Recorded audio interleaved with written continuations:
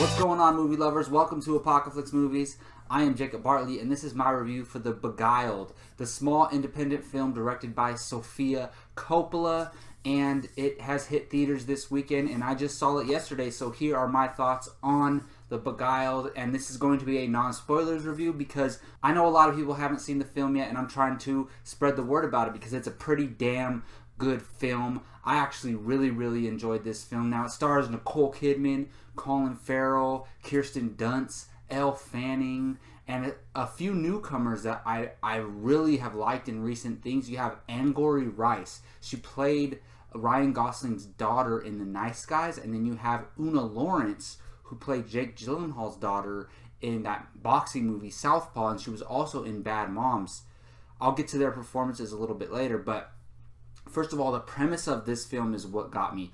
I love period pieces in general, and this takes place in the 1800s during the Civil War, and the setting is at this girls' school where one of the young girls finds this soldier, Colin Farrell, who's on opposing sides of them, and they have to take him in because he's injured, and they want to heal him and get him healthy and send him on his way because it would be the Christian way.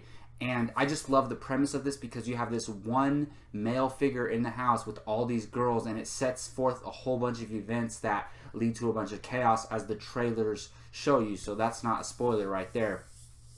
And this is going to be a non-spoilers review because I do not want to spoil this movie for anyone. I want to spread the word about it because I know a lot of people aren't going to watch it opening weekend. It's one hell of a movie. I had a great time. I heard a lot of buzz about it, so my expectations were pretty up there, and so I did end up being a little bit disappointed with the third act, and I'll get to that in a little bit. But the thing that made this movie so great are the first and second act. The way this movie is set up is amazing. When they first find the guy, like it doesn't waste any time. It gets to the stuff that you want to see, and once they find him and they bring him into the house, you start to see the different ways it's affecting each of the girls. And you got to remember, they're not around men at all. So having a man in the house is going to affect them and set forth motion, certain actions by certain characters within this story. And I just thought the way they played that worked so well. Like, all the girls start acting differently. They start dressing up nicer and wearing jewelry and stuff like that because they want to impress the man. And this goes from like the young 10-year-olds up until Kirsten Dunst, who's playing like a woman in her 30s or whatever. So I love this. And the thing that I really enjoyed the most is the environment, the tone, and the setting that they build. There's this creepy atmosphere. Like, you don't know what's going to happen next. Is he going to hurt one of these girls?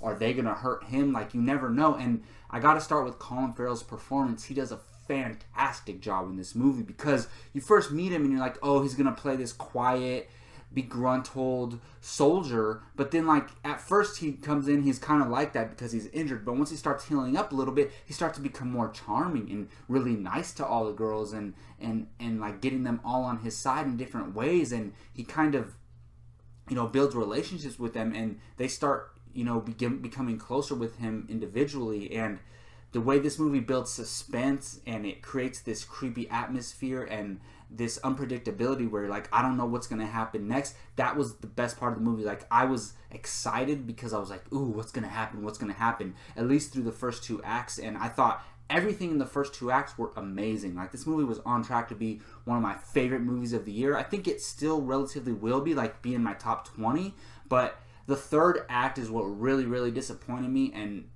prevented it from being like in my top 10 movies of the year, because everything up until the third act I absolutely loved. And the third act just makes a few story choices that didn't make logical sense at all, and I can't get into that without spoiling, but there's just certain things that happen that don't make sense at all, and it's like it's treating the audience like idiots. Like, you really think that we can't see past that and understand that realistically would not happen in a real life setting?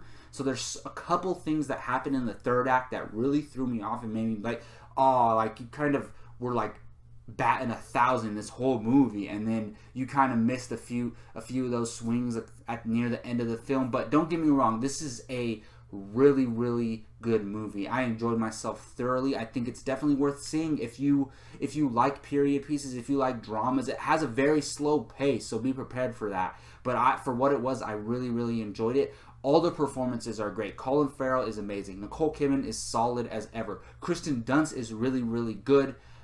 Angourie Rice is pretty good, but the one that stands out to me, and I keep saying this every single time I see her in a movie, is Una Lawrence. The year that Southpaw came out, she played Jake Gyllenhaal's daughter. There were scenes in there where she was going toe-to-toe with Jake Gyllenhaal. I said she deserves consideration for an Oscar nomination that year. And then she was in last year's Bad Moms, and I love that movie, Bad Moms. And there's a lot of funny actresses in that movie, but as far as pure acting goes, Una Lawrence was acting her butt off in a comedy. She was acting circles around Mila Kunis and the rest of the cast. She was like making them look like amateur actresses. Una Lawrence, keep your eye on her. She is incredible. Like, she's going to be a Meryl Streep one day. That is my prediction. I could be wrong, but if she sticks to it and has the right roles, I think she's going to be one to keep your eye on in Hollywood. But overall, I think The Beguiled is pretty damn good. It's one of these small jewels hidden in the summer season, and I definitely recommend going out. If it sounds like something that you really want to see, go out and see it.